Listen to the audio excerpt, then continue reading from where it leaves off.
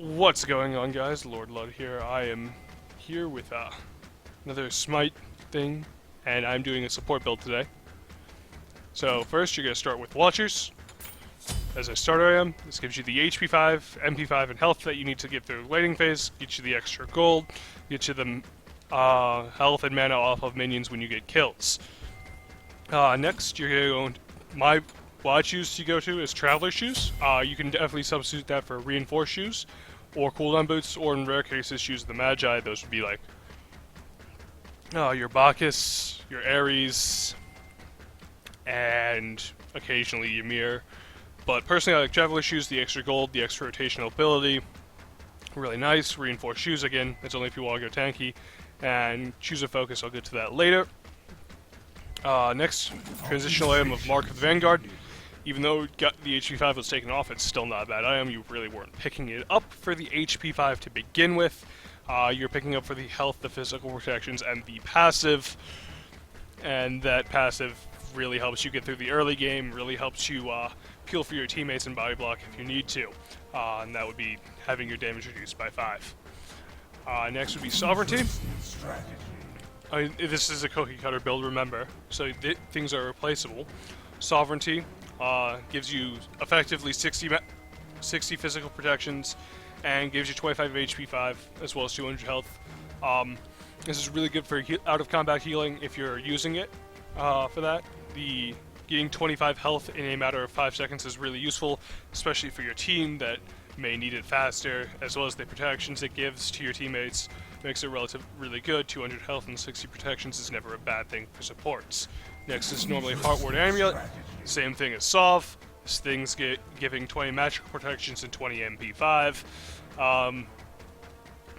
No reason not to pick up Heartward at this point. 65 magical protection and 200 health again, just making you all more tanky. Next is something fairly common as well. Oops, that's not what I wanted. I wanted Breastplate of Valor. Now, this item gives you physical protection, cooldown reduction, and 300 mana. The flat mana will help in staying in fights longer. Supports can use cooldown reduction relatively well. More taunts, more roots, more Ares chains, more fun. And 75 physical protection, never a bad thing. Thing after that is I'm normally selling Watchers, and I'm picking up Spirit Rope. 40 physical and 40 magic protections are always good.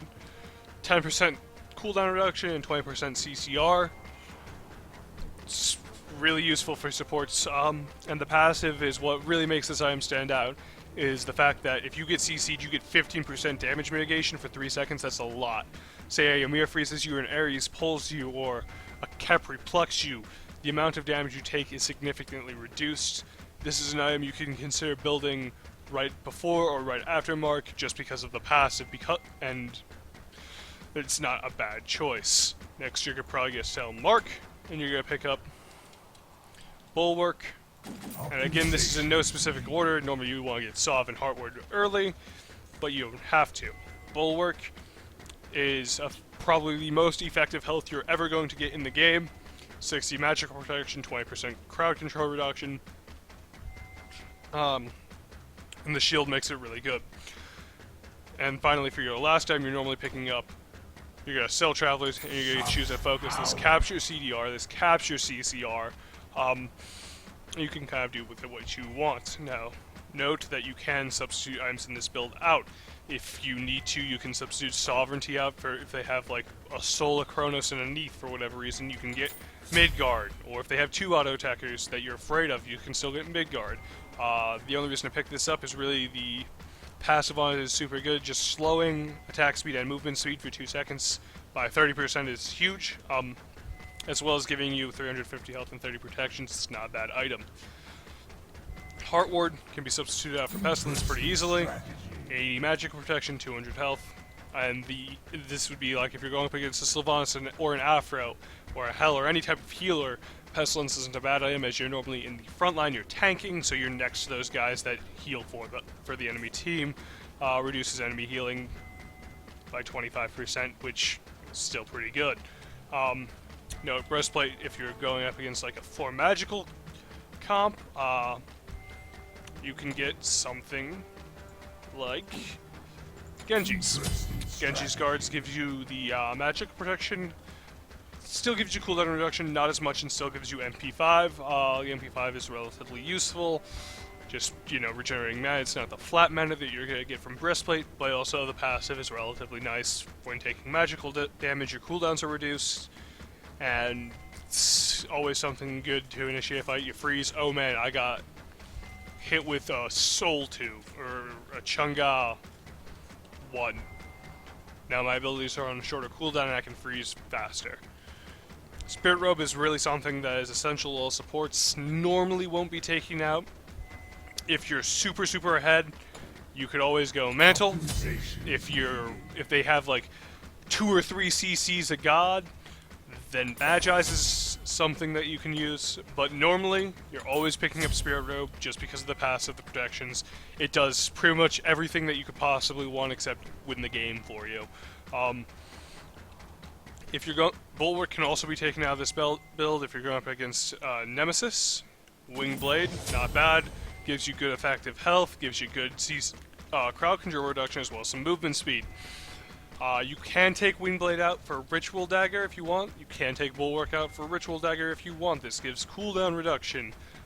Say you wanted to finish up instead of having Genji's Guard, you could substitute it out for Ritual Dagger as well.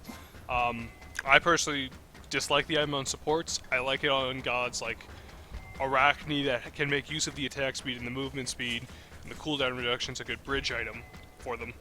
Or some other assassin that can use it, but that's kind of my opinion on that. Next we can go on to relics.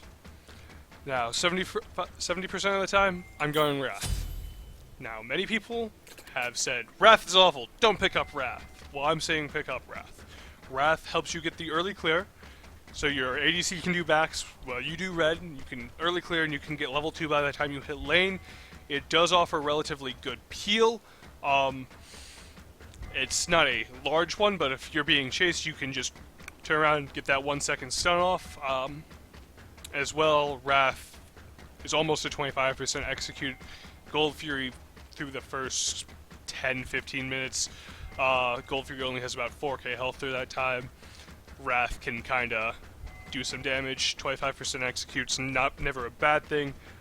Fire Giant still executes that. Still good for stealing away buffs. Wrath is 70% of the time what you're picking up first. The other 30% of the time you're either going Sprint. That's if you're going up against, like, say a Sobek and you're a Khepri and you're afraid. You can go, or if you're a Sylvanas, Sprint's never a bad item. Same with Ymir. Gods without escapes, basically, Sprint is useful to them.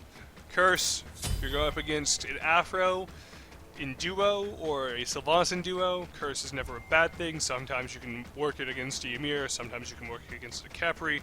Curse is useful for that slow, and the healing reduction is also great. Again, if they have Afro or Sylvanas, I'm not sure why you haven't gotten Odin, but, you know, that's just me. But normally you're picking up Wrath ahead of Sprint, Sprint ahead of Curse. Curse and Med are about Sprint and Med is about the same. You go up against Ymir, Bacchus. Actually, you can pick this up in any situation. You don't need certain gods, but they're best against Ymir, Bacchus, Ares. There's gods that are going to do tons of damage. Or if you're like a Guan Yu support and you need the mana, Meditation's never a bad item to have. Shell, very rarely am I getting this. First active at least. It's just not that useful. In my opinion, early game, 40 protections is great. Or 45 protections is great.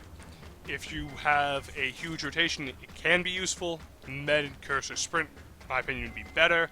If you're trying to get away or get protections or engage, Shell's just kinda, I'm against Ares, I'm against Bacchus, I'm against Ymir. This Shell is useful because I don't die in the early game if you're using it correctly. Second active, if you have Wrath, don't get Blink. If you have Blink, don't get Wrath. You need something as a support to be teamfighty, whether that be Sprint, Curse, Shell. I have Sprint, Curse, Shell, Med. Those are the only 4 teamfight actives that a support will ever be getting. If you're getting Wrath, don't get Blink. If you get one of these 4 actives first, Blink is okay. You could get Blink first as well if you're Kumba or Ares, but you do need a teamfight active. And I think that'll do it for this support build. Tell me what you think. Tell me your own builds. And this is drawn from my opinions from different, and I've seen from testing, and from different pros, and from different matches I've had. And with that, yeah, supports. Go supports.